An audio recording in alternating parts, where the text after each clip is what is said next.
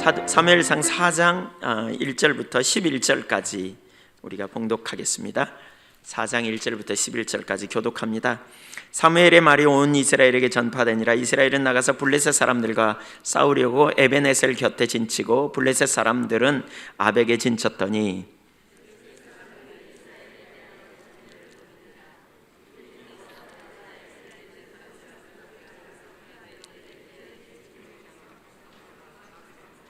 백성이 진영으로 돌아오며 이스라엘 장로들이 이르되 여호와께서 어찌하여 우리에게 오늘 블레셋 사람들 앞에 패하게 하셨는고 여호와의 언약궤를 실로에서 우리에게로 가져다가 우리 중에 있게 하여 그것으로 우리를 우리 원수들의 손에서 구원하게 하자 하니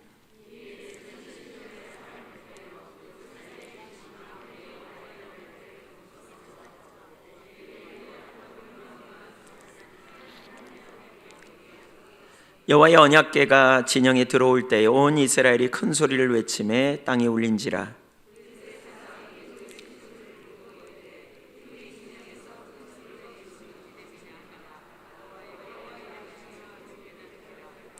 블레셋 사람이 두려워 이르되 신이 진영에 이르렀도다 하고 또 이르되 우리에게 화로다. 전날에는 이런 일이 없었도다.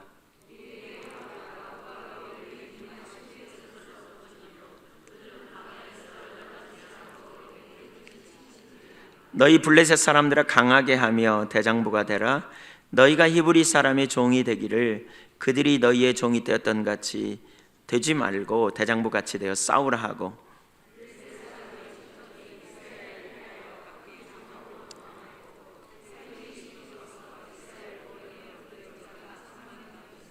같이 하나님의 교회는 빼앗겼고 엘리의 두 아들 홈니와 비느하스는 죽임을 당하였더라.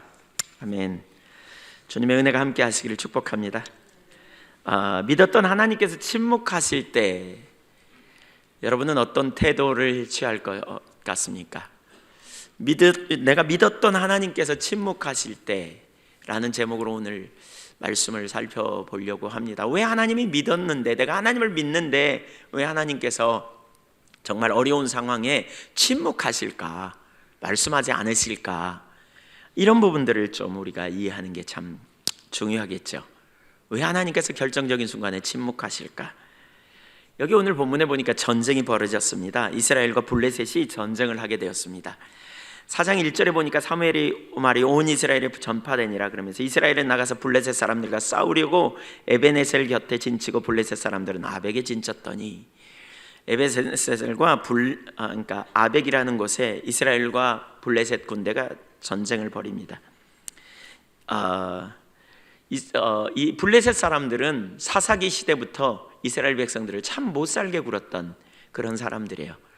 그래서 삼손 같은 때는 그 블레셋과 전쟁에서 이스라엘이 참 그 어려움 당하는 그런 장면, 하나님께서 삼손을 통해 어떻게 건지시는가 이런 장면들이 나타나지 않아요? 그래서 반복적으로 어려움을 주었던 그러한 블레셋 사람들과 이스라엘 백성들이 대치합니다. 거기서 건지심을 받기 위해서. 근데 그들이 진친 곳이 어디냐면 에벤에셀이에요. 에벤에셀이라는 말은 하나님이 여기까지 우리를 도우셨다, 뭐 이런 의미, 도움의 돌 이런 뜻이에요. 그러니까 언젠가 하나님께서 이스라엘 백성들을 도우셨던 그런 전력이 있는 곳이에요. 그래서 도우셨고 도우실 걸 기대하면서 그곳에 이스라엘 백성들이 진을 친 거죠. 근데 어찌된 일인지 그 하나님의 도우심이 그들 가운데 있지 않았고 결국 그들은 1차 전쟁에서 4,000명이 죽어버립니다. 이스라엘과 미국과 그 이집트가 전쟁을 하면서 8개월 동안 전쟁했는데요. 그 전쟁 기간 동안 죽은 사람이 4,500명인가 그렇다 그래요. 8개월 전쟁에 4,500명이 죽었는데 여기서는 8개월인가 8년인가 제가 잘 기억이 안 나는데 하여튼 전쟁에 4,500명이 죽었단 말. 오랜 기간 동안. 근데 여기서는 지금 얼마 죽었다고요? 잠깐 순간 4,000명이 죽었다고요. 정말 많은 피가 일어난 거죠. 그러자 그들이 전쟁에 왜 패했는가를 생각하면서 언약궤를 메옵니다.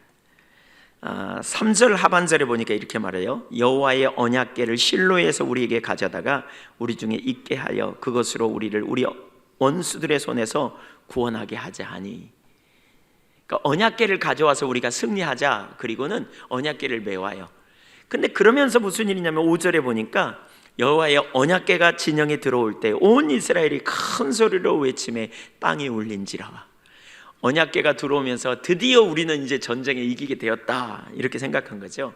그들은 하나님을 굳게 믿었어요. 그리고 언약궤가 들어올 때 그들은 4,000명이나 죽어가지고 침울할 텐데 그런 분위기가 전혀 없이 그들은 사기가 충천해졌어요. 야, 드디어 전쟁에서 우리가 이기게 될 거다. 너무너무 놀라운 승리가 여기 있도다. 그런데 결과는 어떻게 됐냐면요, 10절에 보니까 이스라엘 백성들이 대패해요. 조금 전쟁에 진 게 아니고요, 완전히 패망해요. 3만 명이나 죽었어요. 그러니까 3만 명이라면 어마어마한 숫자가 죽은 거 아닙니까? 거의 뭐 전멸했다고 말할 정도로. 성경에 보면 여러 곳에서 비슷한 말씀이 있어요. 전쟁은 여호와께 속하였다. 전쟁은 하나님께 속하였다. 근데 왜 하나님께서 전쟁에 패하게 하셨나는 거예요. 오늘 본문은 아주 하나님이 무능한 하나님처럼 나타나 있어요. 모든 전쟁의 승패는 하나님께 달려있는데 왜 전쟁에서 이스라엘 백성들이 대패했을까? 그들이 하나님을 안 믿은 게 아니에요. 하나님을 믿었다니까요. 그런데 왜 패했어요? 그래서 3절에 보니까 이스라엘 백성들이 그렇게 말해요. 하나님이 어찌하여 우리를 패하게 하셨는고? 왜 패하게 하셨지? 그 이유가 뭐지? 사실 오늘 우리는 그 이유에 대해서 대답해야 돼요. 왜냐하면 이스라엘 백성들은 잘못된 대답을 찾았거든요. 그래서 역시 대패했거든요. 왜 하나님께서 하나님의 백성들에게 전쟁의 승패는 하나님께 달려있고 하나님께서 하나님의 백성들을 승리케 하시겠다고 약속하셨는데 왜 하나님의 백성들이 전쟁에 대패할까? 하나님의 백성들이 위기를 당하고 어려움을 당할 때 피할 길을 내사 등이 이기게 하시겠다고 하신 하나님께서 왜 침묵하실까? 기도해도 응답이 없을까? 왜 듣지 않으실까? 우리는 그 원인을 오늘 생각해 봐야 돼요. 그 이유를 잘 살펴봄을 통해서 우리 신앙이 정말 하나님 기뻐하신 신앙으로 전환되고 새로워지는 놀라운 계기가 될 수 있다고 믿습니다. 크게 두 가지를 살펴보려고 합니다. 첫째, 이스라엘의 범죄와 하나님의 경고를 무시함.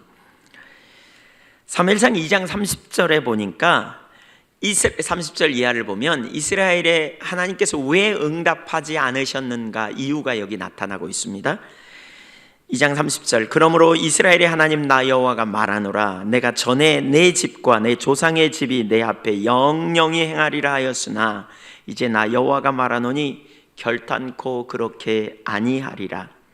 나를 존중히 여기는 자를 내가 존중히 여기고 나를 멸시하는 자를 내가 경멸히 여기리라. 하나님을 존중히 여긴 자를 존중히 여기고 멸시한 자를 경멸히 여기겠다. 그러면서 뭐라 그랬어요? 전에 내가 너에게 준 약속 있지, 그거 너와 너희 집안이 대대로 제사장 노릇 할 거라는 거 이제 그렇게 안 할 거야. 왜냐하면 너희가 나를 멸시해서 나도 너를 경멸히 여길 거야. 그렇게 말하는 거예요. 그러면서 31절 이하에 보라, 내가 내 팔과 내 조상의 집 팔을 끊어 내 집에 노인이 하나도 없게 하는 날이 이를지라. 이스라엘에게 모든 복을 베푸는 중에 너는 내 처소의 환난을 볼 것이요 내 집에 영영토록 노인이 없을 것이며. 다른 사람은 다 복 받아도 너는 안 될 거야, 이 말이에요. 33절, 내 단에서 내가 끊어버리지 아니할 너의 사람이 내 눈을 새잔케 하고 내 마음을 슬프게 할 것이요 내 집에 생산하는 모든 자가 젊어서 죽으리라. 내 두 아들 홈니와 비느하스가 한날에 죽으리니 그들의 당할 그 일이 내게 표징이 되리라. 엘리와 그 가문이 죄를 범했어요. 사실 엘리와 그 가문만이 아니에요. 이스라엘 백성들이 여호수아 세대가 죽고 난 이후에 새로운 세대가 등장하면서 모두 다 죄를 범했어요. 그래서 그때 그 죄의 결과로 하나님께서 그들을 심판하기로 작정하셨다는 거예요. 죄는 심각해요. 그래서 결국 그들을 어떻게 해요? 심판하세요. 돌이키라고 반복적으로 말씀하시지만 돌이키지 않았고요. 그래서 결국 하나님께서 그들을 심판하시는 거예요. 이사야 59장 1절에도 보면 이렇게 말합니다. 여호와의 손이 짧아 구원하지 못하심도 아니요 귀가 둔하여 듣지 못하심도 아니라 오직 너희 죄악이 너희와 너희 하나님 사이를 갈라놓았고 너희 죄가 그의 얼굴을 가리어서 너희에게서 듣지 않으시게 함이니라. 이사야 59장 1절 2절을 제가 읽었어요. 그러니까 이스라엘의 범죄가 하나님께서 응답하시지 않는다는 거예요. 결정적인 순간 하나님께서 응답하시지 않는 이유가 뭐냐면 그들의 죄 때문이라는 거예요. 죄는 하나님과의 관계를 깨뜨려요. 죄는 하나님과의 관계를 가려버려요. 그래서 하나님은 죄를 미워하세요. 그래서 우리에게 거룩한 삶을 주님은 말씀하세요. 사실 죄와 하나님과는 아주 멀리 떨어져 있어요. 동의서에서 본 것처럼 하나님은 죄에게서 멀리 떠난다고 말하고 있어요. 그런데 우리가 육신을 가지고 있기 때문에 자꾸 실패할 수가 경험이 많죠. 실패할 때가 얼마나 많은지 몰라요. 그렇기 때문에 사실 하나님의 아들 예수님이 오셨고 그 아들 예수님의 보혈의 공로로 우리가 의롭게 되는 것이지요. 그 아들의 의가 아니면 우리가 주님 앞에 설 수 없어요. 그래서 우리는 실패하고 넘어질 때마다 매 순간마다 그 아들의 보혈의 공로를 의지하여 하나님의 보좌 앞에 담대히 나아가는 삶을 살아야 돼요. 매 순간마다 회개하고 돌이켜 어린아이처럼 그분 앞에 서야 한다는 것이지요. 실패했을 때마다 돌아서서 하나님 앞에 죄를 인정하고 회개하고 전환하며 그리고 하나님의 은혜를 구하는 자리로 나아가야 한다는 것이지요.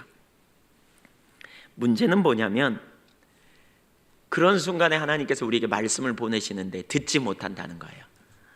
그러니까 시편 107편 20절에 자주 살펴보지만 하나님은 위험한 지경에 말씀을 보내사 그 백성을 건져내신다 그랬어요. 하나님을 떠나는 것이 상당히 위험한 지경이고요. 그런 상황에 하나님께서 하나님의 백성을 고치시기 위해 건져내시기 위해 말씀을 보내신다는 거죠. 그러니까 말씀을 통해 깨닫게 하시는 거죠. 우리가 잘못 갈 때, 우리가 왜곡된 길로 갈 때 자꾸 깨닫게 하세요. 너 이게 문제야. 이리로 전환해야 돼. 이게 승리의 길이야 라고. 그때마다 우리는 돌이켜야 돼요. 엘리의 집안에도 2번이나 하나님께서 말씀을 보내셨어요. 2장 후반부에 보면, 그리고 3장에 사무엘을 통해서 하나님이 말씀하셨어요. 그럼에도 불구하고 엘리는 하나님의 말씀 앞에 대면하지 못해요. 말씀을 듣고 돌이키지 않아요. 하나님의 말씀을 듣고도 깨닫지도 못하고 돌이키지도 못해요. 하나님과 관계가 멀어지면요, 말씀을 너무나 쉽게 여겨버려요. 그래서 돌이키지 않아요. 그것이 바로 하나님을 진노케 하는 행위이지요. 이것은 하나님을 멸시하는 행위고요. 사울의 문제도 바로 동일한 문제였어요. 그러니까 이 말을 들으면서 여러분 중에 어떤 분은 말씀을 듣고 순종하라는 문제구나 이렇게 여러분 생각할 수 있어요. 근데 여러분 기억할 것은요, 순종하려면 뭐가 있어야 되냐면 하나님과 사랑의 관계 안에 있어야 돼요. 그렇지 않으면 진정한 순종이 불가능해요. 그러니까 우리가 사랑하는 관계에 있을 때 하나님의 말씀을 존귀히 여기고 우리가 기꺼이 순종해요. 근데 사랑하는 마음에서 떠나면 순종이 부담스러워요. 매우 힘들어요. 그러니까 인격적인 주님과의 사랑의 교제 안에 있어야, 친밀한 관계 안에 있어야 그분의 말씀을 순종하는 게 쉬워요. 그러니까 입술로 사랑한다고 말하면서 우리가 순종하지 않는 자리에 가는 건 사랑이 아니라는 거죠. 요한복음 14장 21절에 나를 사랑하는 자는 내 계명을 지키리니 그러셨거든요. 주님을 사랑하면 그분의 계명을 지켜요. 지키는 것을 기쁨으로 하여, 물론 우리가 육신이 연약하여 지키려고 결단하지만 육신이 연약하여 유혹에 넘어가고 또 실패하고 이런 경우도 있지만 금방 돌이켜 회개하고 하나님의 말씀을 지키기를 힘써요. 그래서 친밀한 사랑의 교제 가운데 있을 때 이 일이 가능해요. 그리고 친밀한 교제 안에 있을 때 그렇게 육신이 연약하여 넘어지고 실패하지만 또 깨닫게 되는 즉시 돌이켜 말씀 앞에 삶을 조정하고 순종하는 자리로 가게 되는 것이지요.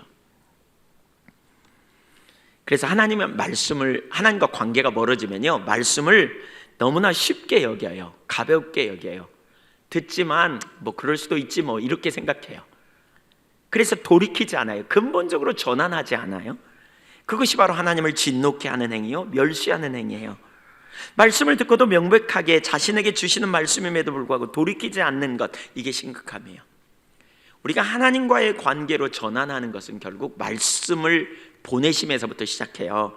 이사야 55장 1절 이하를 보면 이렇게 말해요. 오라 너희 목마른 자들아, 물로 나오라. 돈 없는 자도 오라. 너희는 와서 사 먹되 돈 없이 값없이 와서 포도주와 젖을 사라. 목마른 자들 물로 나와라. 돈 없는 자도 와서 사 먹어라. 값없이 와서 포도주와 젖을 사라. 목마른 자들, 배고픈 자들 마음대로 와서 먹으라. 근데 2절 보세요. 우리가 잘못 갈 수 있다는 거예요. 너희가 어찌하여 양식하는 것을 위하여 은을 달아주며 배부르게 하지 못할 것을 위해 수고하느냐. 잘못된 방법으로 주님 앞에 나아갈 수 있다는 거죠. 그래서 양식 아닌 것을 위해, 배부르게 못할 것을 위해 다른 방법, 다른 편으로 가는 거죠. 그러면서 뭐라 그러냐, 내게 듣고 들을지어다 그랬어요. 이 말씀을 들으라는 거예요. 그러니까 여러분, 하나님과 우리와의 관계의 핵심은 말씀을 듣는 거예요. 근데 이것은 사랑의 관계에서 그분의 말씀을 듣는 거예요. 그리하면 너희가 좋은 것을 먹을 것이며 너희 자신들이 기름진 것으로 즐거움을 얻으리라. 풍요하게 원하면 말씀을 들으라는 거죠. 3절, 너희는 귀를 기울이고 내게 나와 들으라. 그리하면 너희 영혼이 살리라. 여러분 있잖아요, 우리가 하나님의 말씀을 계속 들으면요, 우리 영혼이 살아요. 계속 말씀을 듣기를 축복합니다. 여기서 듣는다는 것은 이론적으로 듣는다는 걸 의미하지 않아요. 그러니까 살아계신 그분의 말씀이 내게 현재적으로 와야 돼요. 능력으로 임하여야 돼요. 만약 이스라엘 백성들이 또는 엘리 제사장이 지금 살아계신 주님의 말씀을 들었더라면 어떻게 됐을까? 그들은 살았을 거예요. 우리가 언제든지 주의 말씀을 들어야 돼요. 그러면 우리 영혼이 살아요. 회복되어져요. 그래서 말씀을 듣기를 사모해야 돼요. 주님께서 내가 잘못된 길로 갈 때 나를 깨닫게 해주시는 이런 일이 일어난다면 우리가 살아요. 그래서 이사야 30장 19절 이하, 18절, 19절, 20절에 보면 하나님께서 이스라엘 백성들을 회복시키는 과정이 쭉 나오거든요. 하나님을 부르짖게 나아가 하나님을 찾는 자리에 가면 그 다음에 하나님께서 말씀을 보내신다는 거예요. 스승을 보내신다는 거예요.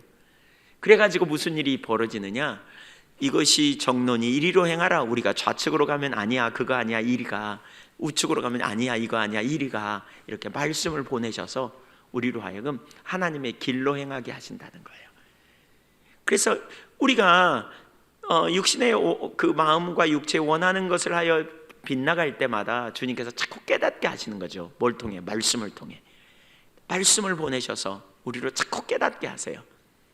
제가 설교를 마치고 밖에 그러니까 예배를 마치고 나갈 때 어떤 분들은 밖에 서서 악수하고 인사할 때 그런 표현을 가끔 해요. 목사님, 오늘 완전히 저에게 하나님께서 해답을 주셨어요. 저에게 길을 보이셨어요. 이렇게 말하는 분들이 곧잘 있으세요. 또는 문자로 와요. 지난 주간에도 두 분이 문자를 저에게 보내셔가지고 이렇게 하나님의 길을 보게 됐다는 그런, 인터넷으로 예배를 드린 멀리서 떨어진 분.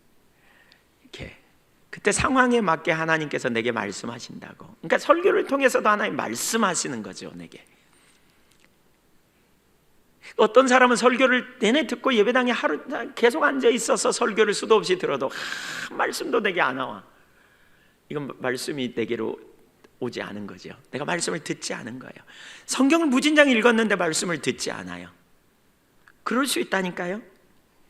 근데 말씀이 오면요, 우리 영혼이 산다 그랬어요. 하나님 말씀을 보내셔서 우리를 살리시기를 원하시는데 문제는 말씀을 못 들었다는 거예요. 이게 심각하네요. 말씀을 듣는 것은 곧 인격적인 주님과의 만남을 의미하거든요. 하나님은 말씀이세요. 예수님이 말씀이 육신이 되어 우리 가운데 오셨잖아요. 예수님 자신이 말씀이시죠. 근데 말씀이신 주님을 몰랐어요. 인격적 하나님은 말씀으로 자신을 나타내세요. 4장 1절에 보면 이런 표현이 있잖아요. 사무엘의 말이 온 이스라엘에 전파되니라. 사실 그 부분은 3장에 사무엘에게 하나님께서 어떻게 일하셨는가를 보여주는 말씀이거든요. 그러니까 하나님의 말씀이 없는 시대는 바로 그와 같은 시대인데요. 3장 1절에 보면 아이 사무엘이 엘리 앞에서 여호와를 섬길 때 여호와의 말씀이 희귀하였다. 그래서 이상이 보이지 않았다. 하나님 말씀이 별로 없었던 시대예요. 하나님 떠나가지고 말씀을 안 주셔 하나님께서. 그랬더니 7절에 뭐라고 말하느냐, 그 말씀이 없으므로 하나님을 아직 몰랐다 이렇게 말하고 있어요. 말씀이 임하지 않으면 하나님을 몰라요.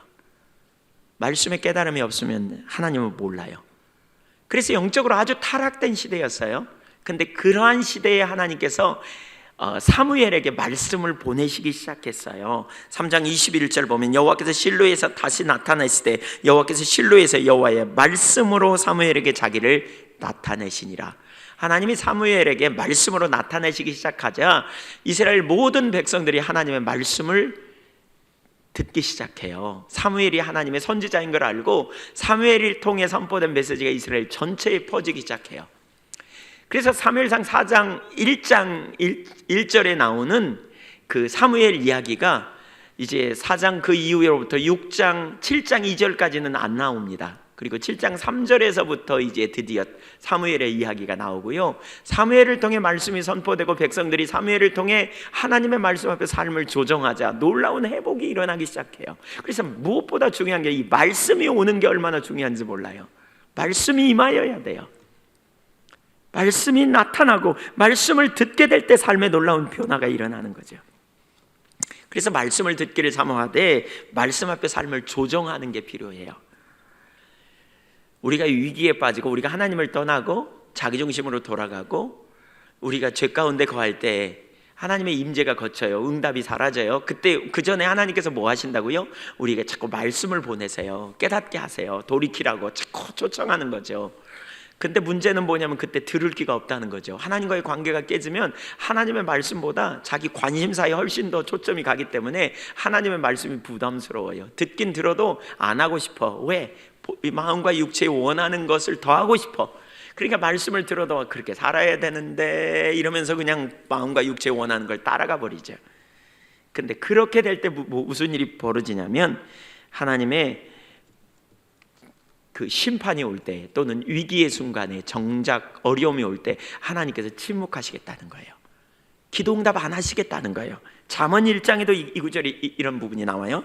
잠언은 지혜 있는 사람과 어리석은 사람에 대해서 말하는데 잠언 1장 22절을 보면 너희 어리석은 자들은 어리석음을 좋아하며 거만한 자들은 거만을 기뻐하며 미련한 자들은 지식을 미워하니 어느 때까지 하겠느냐? 나의 책망을 듣고 돌이키라. 보라, 내가 나의 영을 너희에게 부어주며 내 말을 너희에게 보이리라. 여러분, 돌이키면요 주님께서 영을 보내셔서 계속해서 말씀을 나타내셔요. 이런 일들은 성경에요 신명기 30장 앞부분에도 나오고요 이사야 59장 제일 뒤에도 보면 동일한 말씀이 나와요. 이 부분을 가지고 살펴봐도 너무너무 중요한 메시지가 있어요. 그러니까 우리가 말씀 앞에 깨닫는 순간 돌이키면 그 다음에 하나님의 말씀을 더 보내시고 우리에게 하나님의 영을 보내셔서 하나님을 향한 열정을 우리 가운데 회복시키세요. 그래서 듣는 순간 돌이키는 게 되게 중요해요. 23절 나의 책망을 듣고 돌이키라. 24절 내가 불렀으나 너희가 듣기 싫어하였고 내가 손을 폈으나 돌아보는 자가 없었고 도리어 나의 모든 교훈을 멸시하며 나의 책망을 받지 아니하였은즉 너희가 재앙을 만날 때에 내가 웃을 것이며 너희에게 두려움이 임할 때에 내가 비웃으리라. 도리어 나의 모든 교훈을 멸시하며 나의 책망을 받지 아니하였은즉 너희가 재앙을 만날 때 내가 웃을 것이며 너희에게 두려움이 임할 때 내가 비웃으리라. 너희의 두려움이 광풍같이 임하겠고 너희의 재앙이 폭풍같이 이르겠고 너희에게 근심과 슬픔이 이르리니. 같이 읽어볼까요? 28절 시작. 그때에 너희가 나를 부르리라. 그래도 내가 대답하지 아니하겠고 부지런히 나를 찾으리라. 그래도 나를 만나지 못하리니. 대저 너희가 지식을 미워하며 여호와 경외하기를 즐거워하지 아니하며 나의 교훈을 받지 아니하고 나의 모든 책망을 업신여겼음이니라. 왜 하나님이 침묵하셨다고요? 범죄 때문이에요. 죄 때문에 하나님이 침묵하셨어요. 그리고 두 번째 이유는요, 듣지 않아서요. 범죄하고 자꾸 그런 길로 갈 때 하나님께서 말씀을 보내셨는데 선지자를 통해 말씀하셨고 환경을 통해 말씀하시고 또 다양하게 말씀하셨지만 그들이 듣지를 않았다는 거예요. 돌이키지 않았다는 거예요. 이게 너무너무 무서운 일이죠. 하나님께서 위기를 경험할 때 모든 그 침묵하시는 것이 전부 다 죄 때문이라고 말할 수는 없어요. 또 과거에 듣지 않아서 그렇다고 말할 수는 없어요. 예를 들면 욥기 같은 경우를 보면 하나님 그를 빚어가시기 위해서 테스트하기 위해서 그렇게 하실 때도 있어요. 그러나 또 다른 한편에서는 죄 때문이고요, 또 다른 한편에서는 듣지 않아서 그럴 수 있다는 거예요. 문제가 있을 때 우리는 하나님께 기도합니다. 그때 하나님께서 응답하시고 우리에게 길을 보여주시기를 우리는 기대합니다. 그러나 그렇게 하지 않았다는 거예요. 안 하시겠다는 거예요. 왜요? 듣지 않으니까. 예레미야 선지자를 통해서도 엘리 시대를 이렇게 지적해요. 엘리 시대의 문제가 바로 그것이었음을 말해요. 예레미야 7장 12절, 너희는 내가 처음으로 내 이름을 둔 처소 실로에 가서 내 백성 이스라엘의 악에 대하여 내가 어떻게 행하였는지를 보라. 여호와의 말씀이니라. 이제 너희가 그 모든 일을 행하였으며 내가 너희에게 말하되 새벽부터 부지런히 말하여도 듣지 아니하였고 너희를 불러도 대답하지 아니하였느니라. 실로에서 이스라엘 백성들이 엘리 제사장 시대에 말씀하셔도 저들이 못 들었어요. 그래서 하나님께서 뭐라고요? 그들을 심판하셨다는 거예요. 불러도 대답하지 않아서. 근데 그 모든 똑같은 행위를 예레미야 시대 사람들이 지금 하고 있다는 거예요. 똑같은 짓을 하고 있다는 거예요. 그래서 하나님이 심판하시겠다는 거예요. 그래서 14절, 그러므로 내가 실로 행함같이 너희가 신뢰한 바 내 이름으로 밀거를 받는 이 집 곧 너희와 너희 조상들에게 준 이곳에 행하겠고 내가 너희 모든 형제 곧 에브라임 온 자손을 쫓아낸 것 같이 내 앞에서 너희를 쫓아내리라 하셨다 할지니라. 그런즉 너는 이 백성을 위하여 기도하지 말라. 그들을 위하여 부르짖어 구하지 말라. 내게 간구하지 말라. 내가 내게서 듣지 아니하리라. 하나님 응답 안 하시겠다는 거예요. 엘리 시대에 그런 것처럼 이스라엘 백성들, 예레미야 시대도, 예레미야 시대나 엘리 시대나 동일하게 하나님 응답하지 않겠다는 거예요. 그래서 우리는 무엇보다 우리 자신을 살펴야 돼요. 문제가 있을 때 우리 자신의 모습을 살펴야 돼요. 하나님은 사랑의 하나님이시면서 동시에 공의의 하나님이세요. 하나님은 우리를 용서하기 위해 그 아들을 아끼지 않고 내놓으셨어요. 그래서 우리는 하나님의 사랑의 하나님이니까 우리의 죄를 하나님은 이미 다 용서하셨고 용서하실 거고 또 우리를 온전케 하실 거라는 사실을 우리는 알지요. 그 말이 옳아요. 근데 그럼에도 불구하고 우리는 방종으로 가기가 참 쉬워요. 그렇게 구원받았으니까 우리는 죄 좀 지어도 괜찮아 라고 생각한다면 그것은 대단히 방종이에요. 여러분, 하나님이 그 아들을 십자가에 못 박은 것은 그만큼 하나님이 죄를 미워하신다는 거예요. 그냥 용서하실 수 없어요. 대가가 요구돼요. 그만큼 죄는 하나님과 우리와 사이의 관계를 가로막는다니까요. 하나님의 얼굴을 가리우게 하는 것이에요. 그래서 우리는 우리 자신을 살펴야 돼요. 문제는 그런 상황에 있어도 둔감한 상태로 있는 거예요. 계속 죄를 밥 먹듯이 지으면서도 뭐가 문제인지도 몰라. 습관적인 타성에 젖어 있는, 내가 죄 가운데 있다는 사실조차도 깨닫지도 못한다면, 말씀을 통해 돌이키라고 말해도 들을 조정할 생각도 하지 못하고 있다면, 무반응한다면 이것은 하나님과의 관계를 단절시키는 요인이요 하나님을 멸시하는 행위이며 하나님께서 결정적인 순간에 침묵하시는 가장 주된 이유라는 겁니다. 지금 인생에 예기치 못한 일이 여러분에게 있다면, 혹시 여러분 하나님께서 여러분에게 침묵하시고 계시다면 뭐가 문제인지 찾아야 합니다. 무엇보다 여러분 자신을 살펴보시기를 축복합니다. 혹시 하나님 반복적으로 말씀하셔도 내가 듣지 않았기 때문이 아닌가, 우리 자신을 살펴보아야 합니다. 그렇게 우리 모두가 깨달을 수 있기를 소원합니다. 두 번째, 자기중심적인 신앙, 왜곡된 신앙입니다. 엘리 시대의 이스라엘 백성들은 하나님의 길을 몰랐습니다. 그게 정말 심각한 문제입니다. 환경을 통해서 어려움이 옴에도 불구하고 그들은 못 깨달았다는 겁니다. 말씀을 계속 보내셔서 그들로 깨닫고 돌이키게 하셨지만 그들은 듣지 못했어요. 그러자 하나님께서 드디어 그들을 징계하시기 시작해요. 근데 징계하셨음에도 불구하고 역시 못 깨달았어요. 이게 문제예요. 왜냐하면 그들의 신앙이 왜곡된 이해를 가지고 있기 때문이에요. 오늘 나오는 우리 본문을 정말 잘 살펴볼 수 있으면 좋겠어요. 왜냐하면 우리도 동일하게 왜곡된 이해를 가지고 있을 수 있기 때문에 그래요. 어쩌면 우리 중에 많은 사람은 여전히 그 자리에 있을 수도 있고요. 너무너무 심각한 3절을 한번 같이 보실까요? 3절 시작.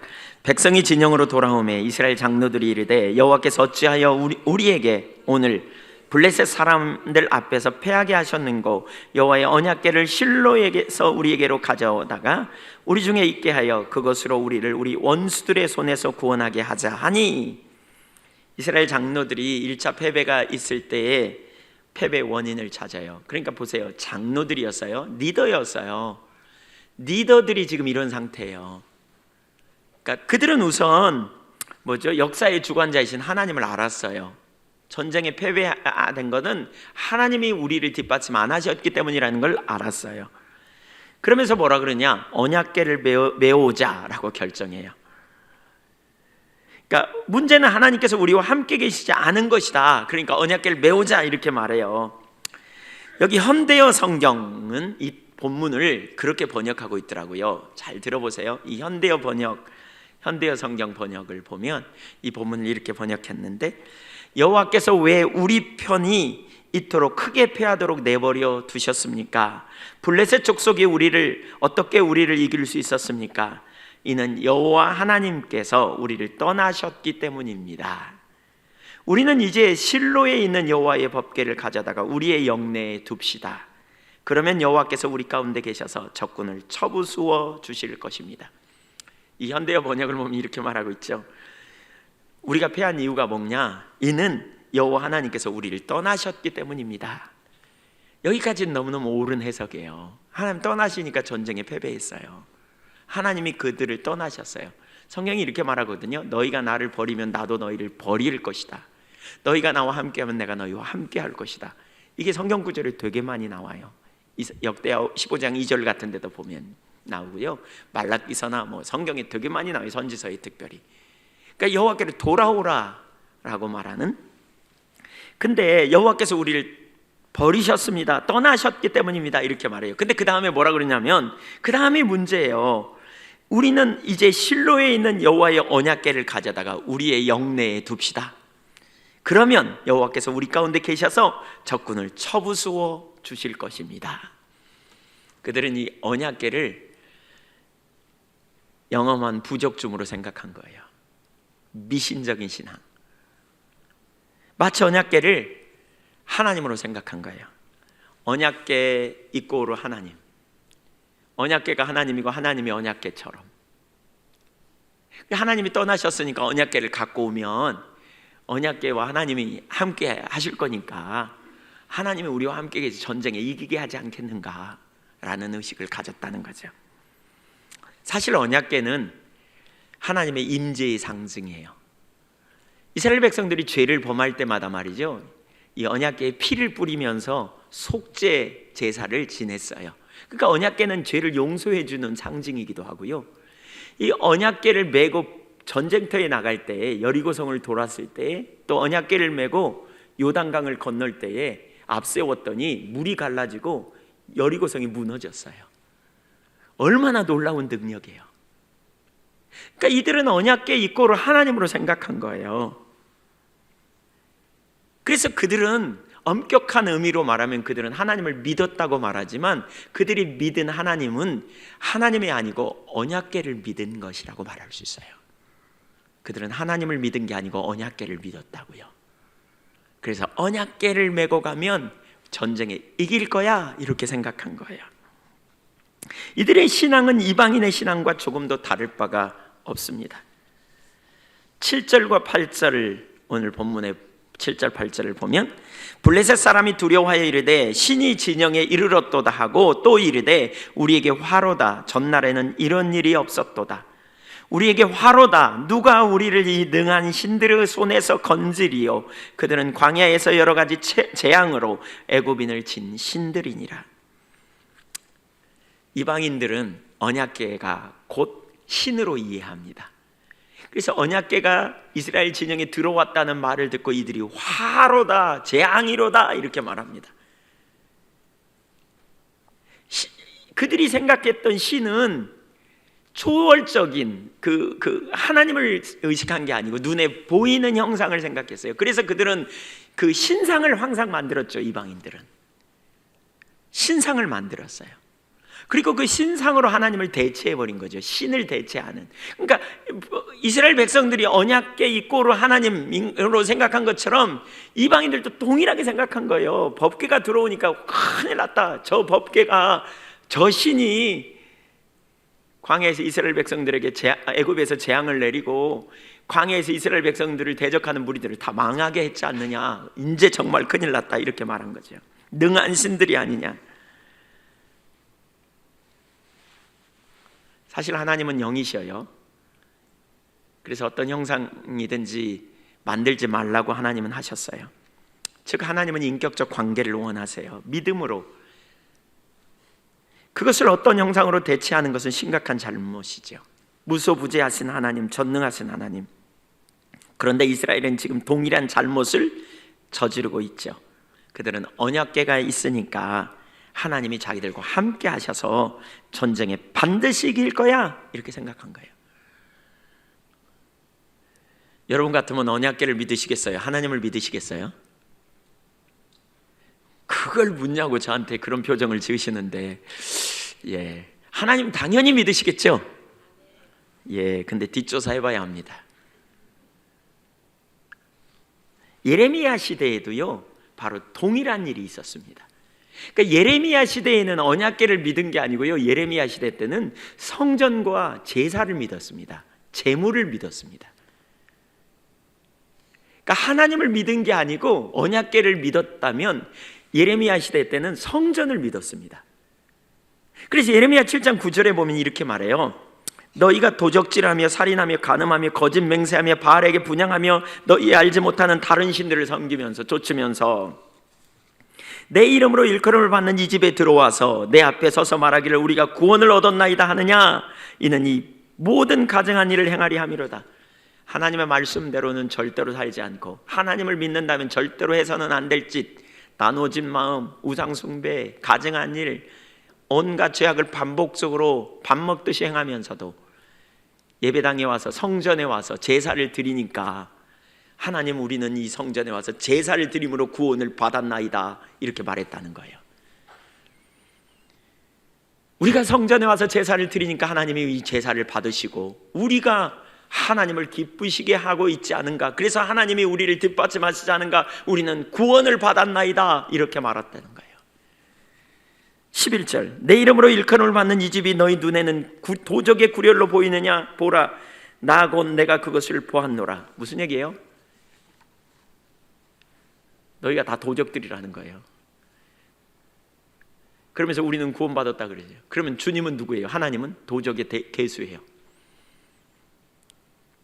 그러면서 우리는 다 구원받았다 그렇다는 거예요. 도둑질하고 나쁜 짓 하면서 하나님 전혀 신뢰하고 믿지 않으면서 성전에 와서 제사를 드리니까 하나님은 우리의 하나님이고 우리는 구원받았습니다 라고 표현한다는 거예요. 그러면서 너희가 이 집이 도적의 소굴처럼 보이냐, 이렇게 말하는 거예요. 그럼 내가 엄밀히 말하면 여기에 표현되지 않지만 그런 구절을 추상해 보면 뭐라 그러죠? 하나님이 도적의 괴수냐, 이렇게 말한다는 거죠. 그렇게 말하는 거예요. 12절 너희는 내가 처음으로 내 이름을 둔 처소 실로에 가서 내 백성 이스라엘의 악을 인하여 내가 어떻게 행한 것을 보라. 나 여호와가 말하노라. 이제 너희가 그 모든 일을 행하였으며 내가 너희에게 말하되 새벽부터 부지런히 말하여도 듣지 아니하였고 너희를 불러도 대답지 아니하였느니라. 그러므로 내가 실로 행한 같이 너희가 의뢰하는 바 내 이름으로 일컬음을 받는 이 집 곧 너희와 너희 열조에게 준 이곳에 행하였고, 뭐라고요? 여기 너희가 뭐하는 바? 신뢰하는 바, 너희가 믿는 바, 내 이름으로 일컫는 이 집. 그들은 뭘 믿었어요? 뭘 믿었어요? 성전을 믿었어요. 그들은 성전을 믿었어요. 그들은 살아계신 하나님을 믿은 게 아니고 성전을 믿었다고 알고 있어요. 성전에서 제사를 지내면 평강이 임할 거라고 믿었어요. 그래서 예레미야 7장 1절 이하에 보면 하나님께서 예레미야 선지자에게 제사를 드리러 오는 무리들을 이렇게 들어오는 성전 입구에 서서 이렇게 말해요. 너희는 이곳이 여호와의 성전이라, 너희는 이곳이 여호와의 성전이라, 이곳이 여호와의 성전이라 하는 제사장들의 거짓말을 믿지 말라. 그 당시 제사장들이 이곳이 여호와의 성전이란 말을 3번 외쳤대요. 그 말의 의미가 뭐냐면 이런 거예요. 성경에 보면 솔로몬이 성전을 짓고 나서 봉헌할 때도 그렇고 그 외에 여러 약속이 있는데 예루살렘 성전에 하나님의 평강, 샬롬을 약속하고 있거든요. 그러니까 너희가 이곳에 와서 제사를 드리면 하나님의 평강이 있을 거다라고 하는 약속이 있어요. 그러니까 그 성경 구절을 인용해서 이곳이 여호와의 성전이야, 그러니까 너희가 평강을 얻을 거야 라고 제사장들이 외쳤어요. 근데 예레미야 선지자는 뭐라 그랬다고요? 거짓말 믿지 말라. 하나님께서 주신 메시지를 가지고 거짓말 믿지 말라. 그러면 이스라엘 백성들이 이해가 안 되는 거죠. 왜 거짓이야 그게? 성경에 나와 있는데. 근데 여러분 기억하세요. 이스라엘 백성들에게 하나님 그 여호와의 성전이 샬롬, 평강이 되려면요, 하나님과 이스라엘 백성들과 온전한 관계 안에 있을 때 그 약속이 실제가 되지, 이스라엘 백성들이 지금 마음으로부터 하나님을 떠나 있는데 무슨 샬롬이에요? 그러니까 그들이 뭘 믿었다고요? 인격적인 하나님을 알고 하나님을 신뢰하는 자리에 있었던 게 아니고 성전을 믿고 제사를 믿었다는 거예요. 그 무슨 얘기예요? 성전에 우리가 와 있으니까, 우리가 예배를 계속 드리니까, 우리가 제사를 이렇게 매번 드리니까, 우리가 성경에 말한 것처럼 1년에 3차례 제사를 드리라고 그러는데 우리가 매번 이렇게 제사 드리니까, 우리가 이렇게 정성을 들여 제물을 바치니까 주님은 우리를 기뻐하실걸? 이렇게 말하는 것에 대해서 너희가 나를 믿는 게 아니라 너희가 제사를 믿고 너희가 제물을 믿는다고 말하는 거예요. 사실 제사와 제물은요, 주님께서 우리에게 지키도록 말씀하셨어요. 근데 이 제사와 제물은 그 자체가 목적이 아니라 제사와 제물을 통해서 살아계신 하나님을 만나는 통로예요. 그런데 문제는 뭐냐? 그들은 제사와 제물에만 드렸다는 그 행위 자체에만 초점을 두는데 문제가 있었다는 거예요. 그게 끝이 아니고 그걸 통해 인격적인 주님과의 실제적인 사랑의 관계로 하나님께서 초청하시는 건데, 출애굽기 29장 41절 이하에 보면 번제의 목적에 대해서 그렇게 말해요. 내가 거기서 너희와 만나고 거기서 너희는 내 말을 듣고 그렇게 되므로 너희가 거룩하게 될 거야, 이렇게 말했어요. 근데 문제는 이스라엘 백성들이 하나님의 말씀을 들으려고 하지 않아. 만나는 데 관심도 없어. 예배당에 왔다 가니까, 그냥 제사 드렸으니까. 그래서 그런 이스라엘 백성들 향해 주님이 말하는 거예요. 너희가 성전을 믿는다? 이렇게. 그런 관점으로 본다면 오늘날 예배를 믿는 사람, 예배당을 믿는 사람, 헌금을 믿는 사람, 성경 공부를 믿는 사람, 의식을 믿는 사람, 봉사를 믿는 사람, 헌신을 믿는 사람, 우리 중에도 결코 적지 않을 거요, 이 시대에. 우리는 이스라엘 백성들이 언약궤를 믿었다는 것을 보면서 우리는 웃어요. 아이고 참 별일이 다 있네. 근데 어쩌면 오늘날 우리 시대의 우리들의 모습이 정확하게 똑같을 수 있다는 거예요. 의식으로 본질을 대체해버리는.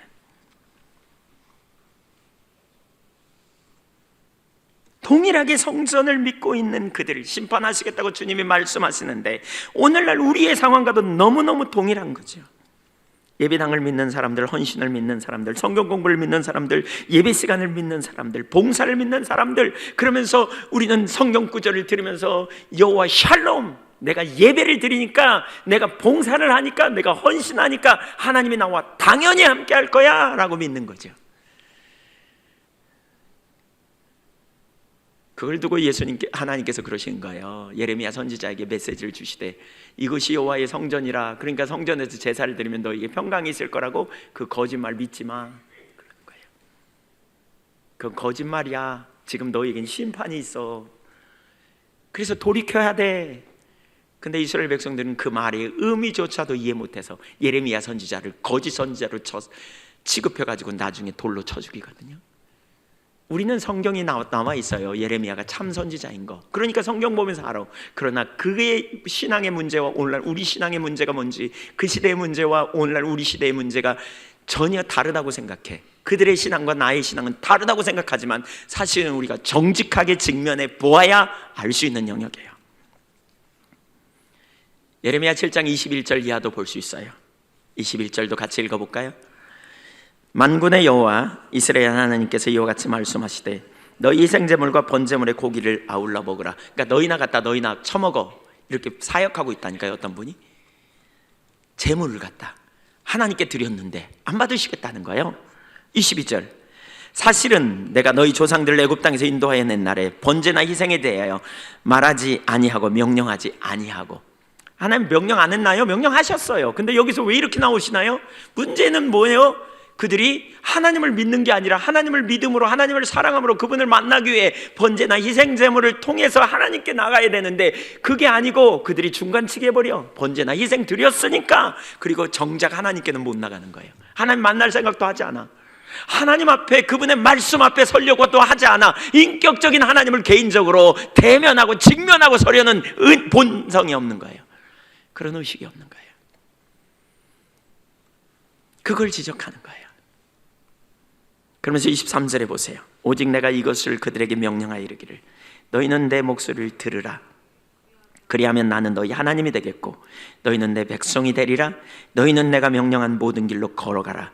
그리하면 복을 받으리라 하였으나 그들이 순종하지 않으며 귀를 기울이지도 아니하고 자신들의 악한 마음에 껴와 완악한 대로 행하여 그 등을 내게로 향하고 그 얼굴을 향하지 아니하였으며. 가장 심각한 문제가 뭐냐면 수많은 의식은 있는데 문제는 말씀을 듣지 못한다는 거예요. 의식은 잘 지켰는데 말씀을 듣지 못했다는 거예요. 말씀을 듣지 못해요. 정직하게 말씀 앞에 대면하지 않아요. 예레미야 사람들은 제물을 믿었어요. 제사를 믿었고요. 사실 그들의 제사는요 굉장했어요. 예레미야 6장 20절에 보면 원방과 시바에서 향품과 유향을 수입해서 하나님께 제사를 드렸다, 이런 표현이 있거든요. 원방과 시바는요 비행기로 4시간이나 혹은 한 7시간쯤 가서 수입해서 온 제물이에요. 그 당시에 향품은 금 다음으로 비쌌거든요. 금이 가장 비쌌고 향품이 두 번째로 비싼 고가의 수입품을 갖다 하나님께 제사를 드렸어요. 근데 하나님 안 받으셨어요. 왜 안 받으셨어요? 그들이 제물로 하나님을 대신했으니까. 그들이 하나님을 믿은 게 아니라 제물을 믿었어요. 그들이 하나님을 믿은 게 아니라 자기들의 정성을 믿었어요. 자기들의 헌신을 믿었어요. 성전을 믿었다니까요. 그러니까 하나님 안 받아. 하나님이 그까지 제물에 무슨 관심이 있겠어요? 제물을 통하여 인격적인 주님을 만나기 원하는데, 제물은, 제사는, 헌신은, 예배는 하나님께 나아가는 통로인데 그들은 통로만 붙잡고 있어. 의식만 붙잡고 있어. 그것에 만족해. 그래서 그들은 의식을 믿은 거야. 하나님을 믿은 게 아니죠. 우리가 이렇게 잘 지키니까, 내가 이렇게 봉사했으니까, 내가 이렇게 충성했으니까 설마 하나님이 나를 그냥 두시겠어? 오늘날에도 어떤 사람은 그렇게 말해요. 뭘 믿어요? 하나님을 믿은 게 아니에요. 그들의 믿음은 봉사와 헌신과 의식이에요. 내가 이렇게 기도했는데, 기도를 믿는 거예요. 주님을 믿는 게 아니고.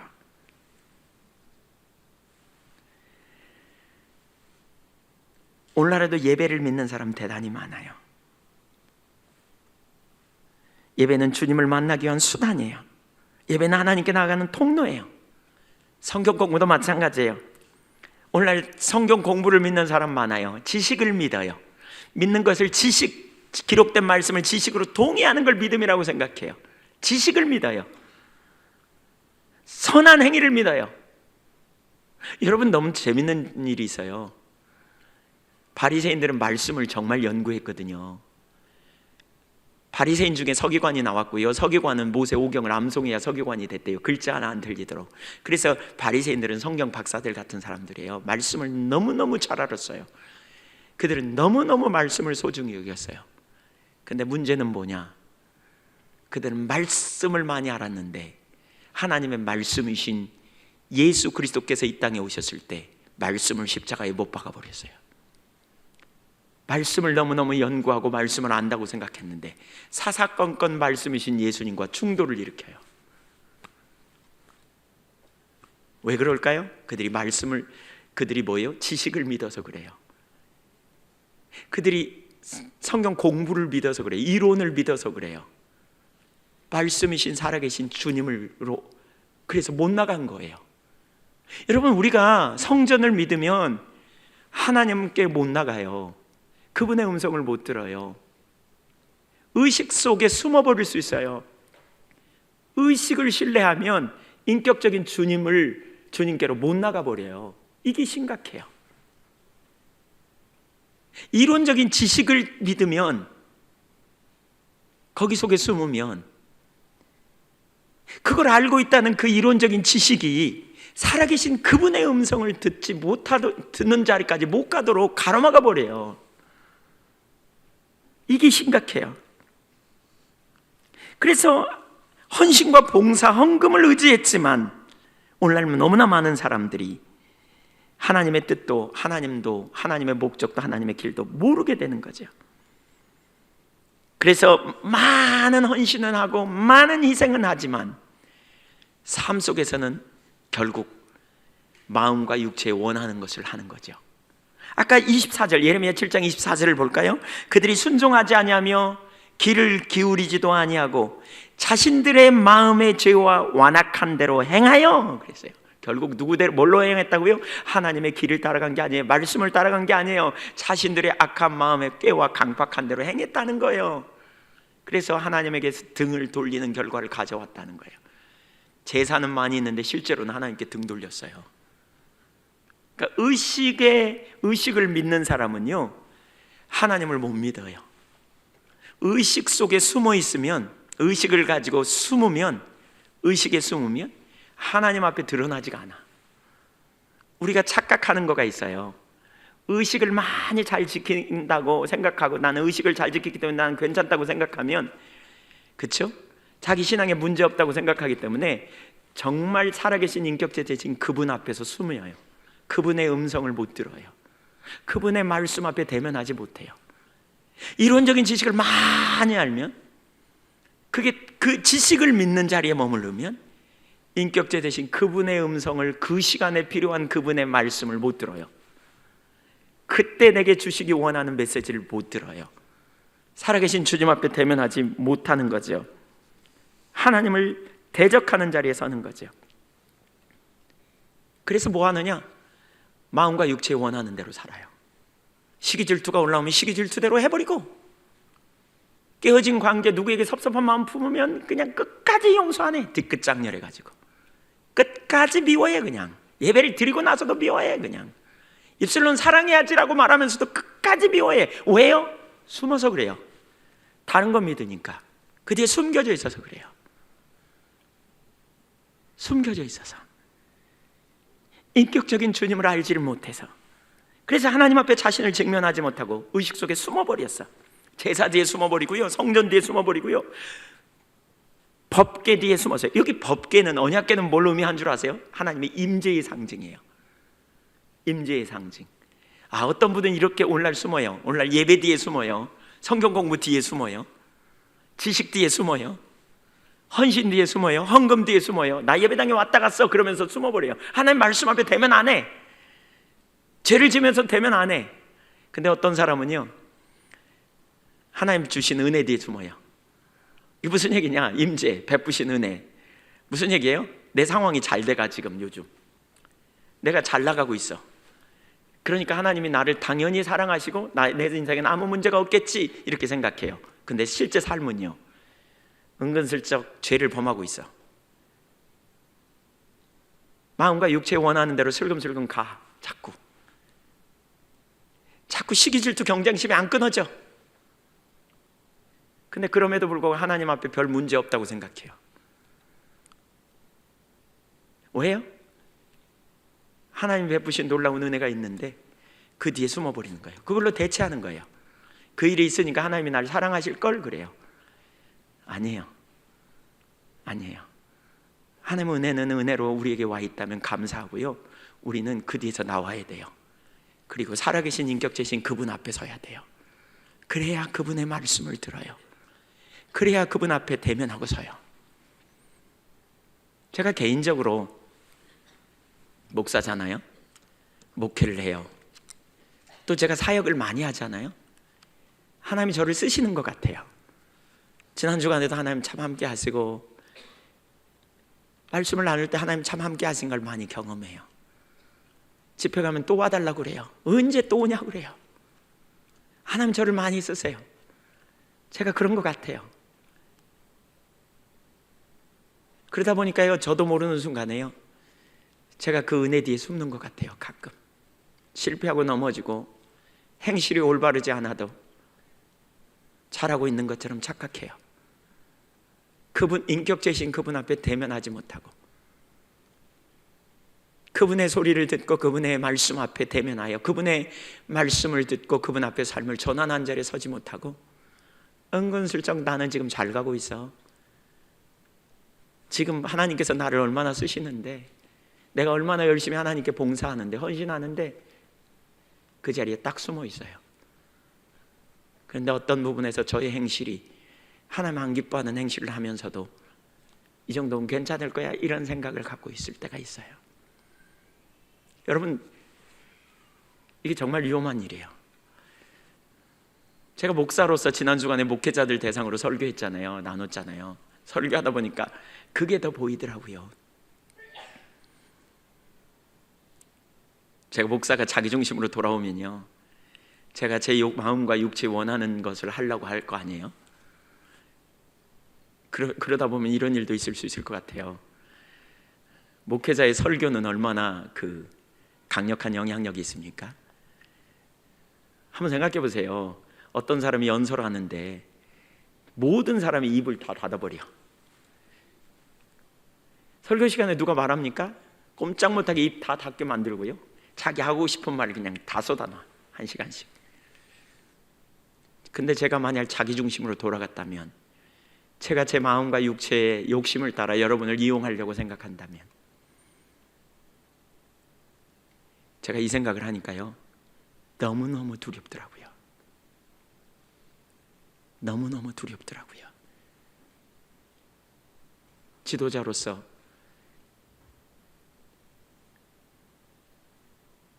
정말 앞선 게 얼마나 이게 정말 크고 두려운 일인가. 자기중심으로 돌아가면 여러분 너무너무 끔찍합니다.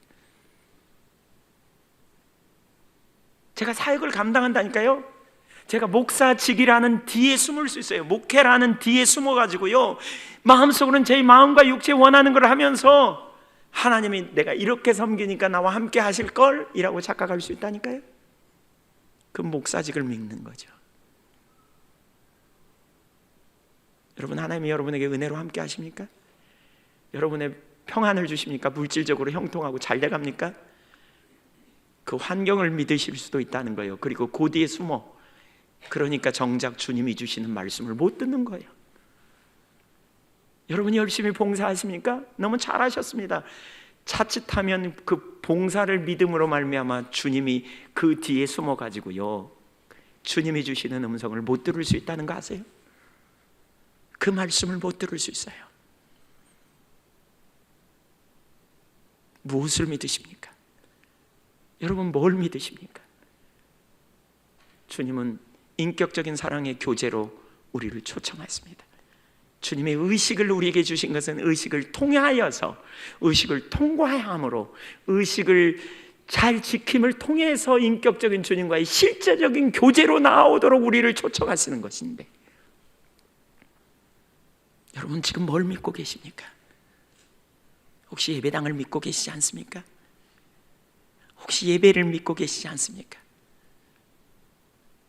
뭘 믿으십니까? 주님은 나를 믿으라고 그러시는 거죠. 인격적인 주님을 믿으라고 말씀하십니다.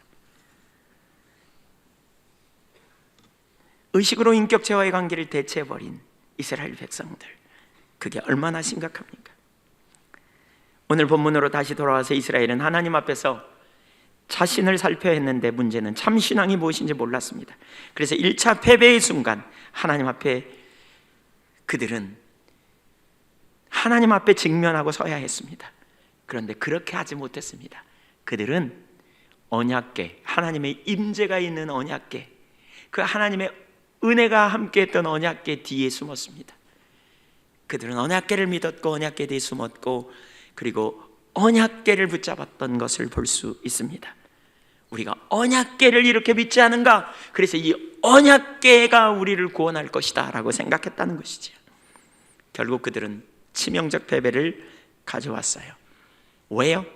그들은 언약궤 뒤에 계시는 살아계신 주님, 인격체 되신 그분 앞에 나가지 못했기 때문에 그래요.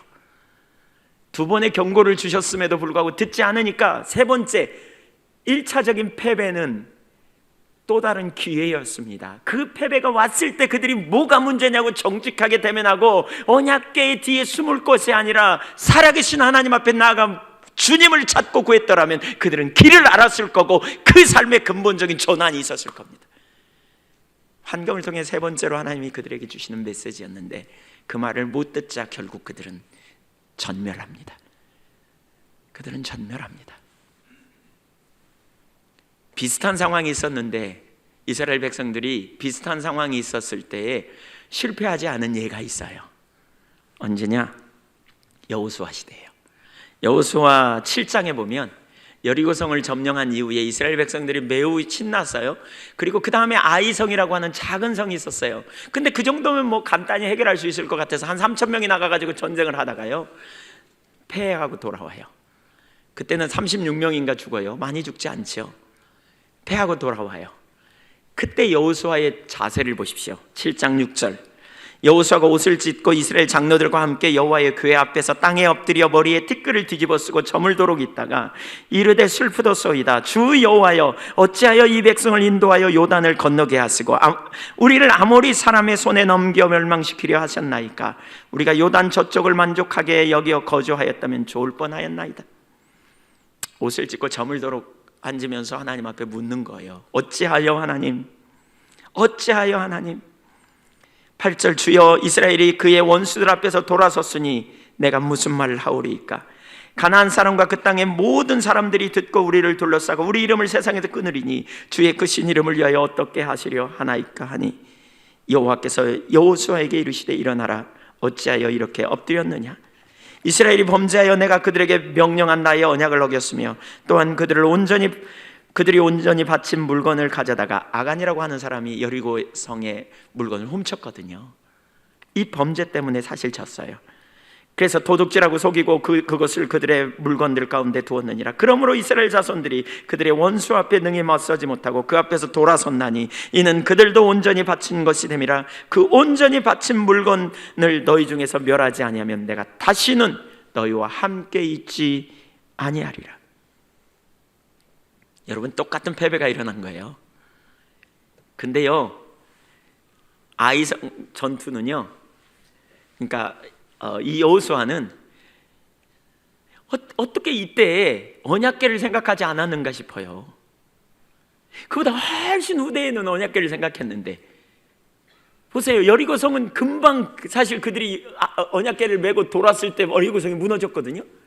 또 그보다 조금 더 전에 가면 뭐죠? 언약궤를 메고 물에 들어갔을 때 요단강이 갈라졌단 말이에요.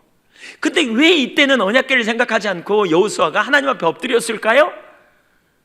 여호수아는 참된 신앙을 가지고 있었어요. 여호수아는 언약궤가 아니라는 걸 알았어요. 의식이 아니라는 걸 알았어요. 임재의 상징일 뿐이고 정말 하나님은 그 언약궤 속에 갇혀 계신 분이 아님을 알았단 말이에요. 하나님은 능력이 하나님이고 실제이신 하나님임을 알았던 거예요.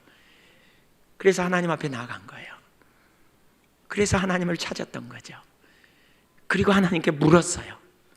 그는 살아계신 주님의 말씀을 듣기를 원했던 거죠. 그러자 그분께서 깨닫게 하셨고, 삶을 조정할 때 하나님께서 놀라운 승리를 그들에게 가져다 주셨던 것이지요.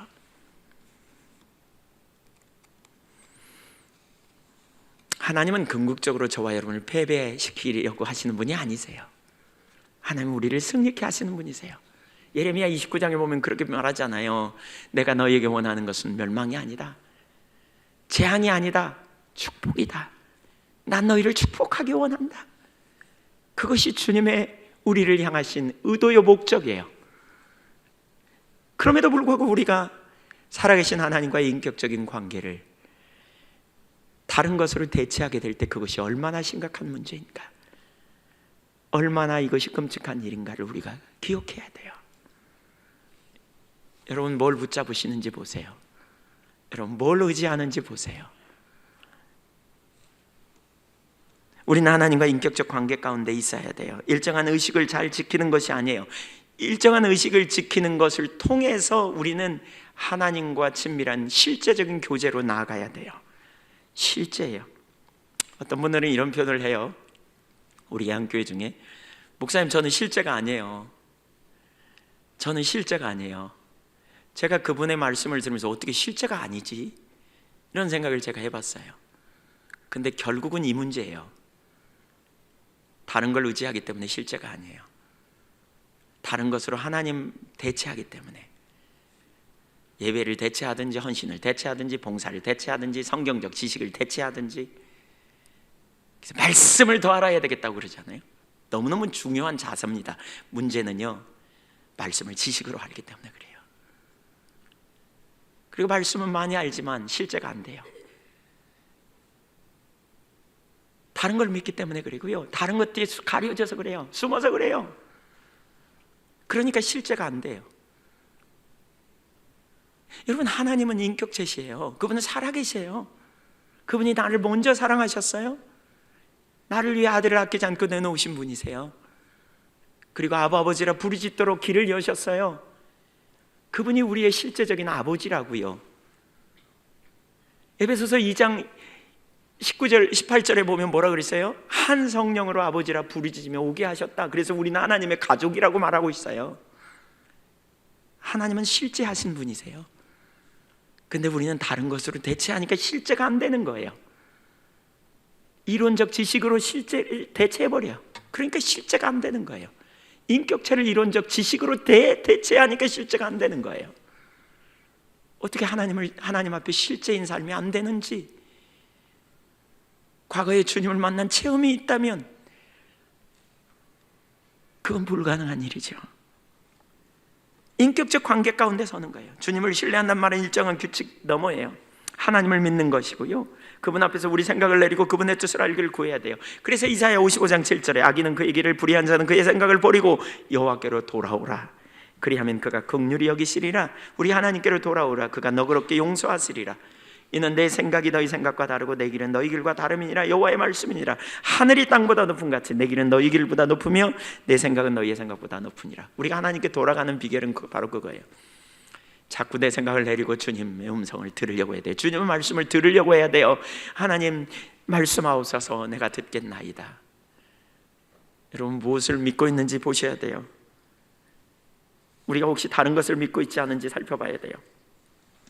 우리가 실제가 안 되는 건 다른 것을 믿기 때문이고요, 다른 것을 붙들기 때문이고요, 그 뒤에 숨어 있기 때문에 주님의 말씀을 못 듣는 거예요. 지금 살피세요. 그래서 우리는 그분의 음성을 듣는 자리로 가야 돼요. 그분의 길에 설 수 있어요. 여러분이 혹시 오늘 말씀을 듣는 가운데 내가 하나님이 아닌 다른 것을 믿고 다른 것 뒤에 숨어 있고 다른 것으로 만족하는 자리에 있구나라고 여겨졌다면, 그게 혹시 보이셨다면 그 부분을 정직하게 회개하십시오. 돌이키십시오. 돌이키기를 결단하십시오. 저는 인격체 되시고 살아계신 하나님을 제가 신뢰합니다. 그리고 하나님을 만나기를 원합니다. 제가 그 뒤에 숨어 있기를 원치 않습니다. 제가 그거에 붙들림 받기를 원치 않습니다. 제가 주님과 동행하기를 원합니다라고 고백하고 나아갈 수 있기를 축복합니다. 그때 우리 삶이 실제가 될 것이고요, 그분의 음성을, 그분의 말씀을 우리는 계속 듣게 되고, 그리하여 우리 영혼이 살게 되고, 조정을 통해서 하나님께서 하나님의 영을 우리 가운데 또 보내셔서 계속 승리하는 삶이 되게 될 줄로 믿습니다. 아까 제가 그 구절 얘기했는데 그 구절 한 번만 읽고 제가 마치겠습니다. 이사야 59장에 보면 그렇게, 56장에 보면 그렇게 말합니다. 59장입니다. 29장